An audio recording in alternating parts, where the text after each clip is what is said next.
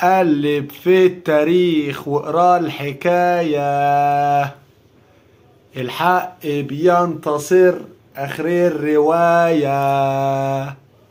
براءة لاعبي الزمالك دونجا وشلبي ومدير الكرة بنادي الزمالك عبد الواحد السيد من التهم الموجهة لهم في الإمارات، واللي بسببها اتبهدلوا واتشوش على معسكر نادي الزمالك، وما حصلش استعداد وتأهيل وتأهب بقدر كامل لمباراة النهائي السوبر ضد الأهلي. براءة لأن هم فعلا ما عملوش حاجة. براءة الذئب من دم ابن يعقوب، لأن هم فعلا مظلومين، ما عملوش أي حاجة، مظلومين.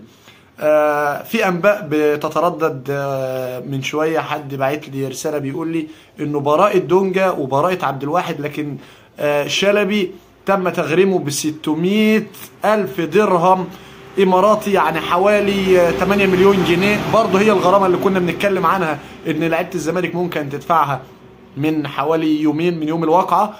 اللي أنا مؤمن بيه ومتفق عليه وكل متفق عليه أهلاوي وزملكاوي، إنه لو فعلا حد غلط هيدفع الفلوس دي من جيبه. نادي الزمالك مش عزبة ومش هيدفع فلوس لحد، ومفيش حد هيدفع غرامة لحد.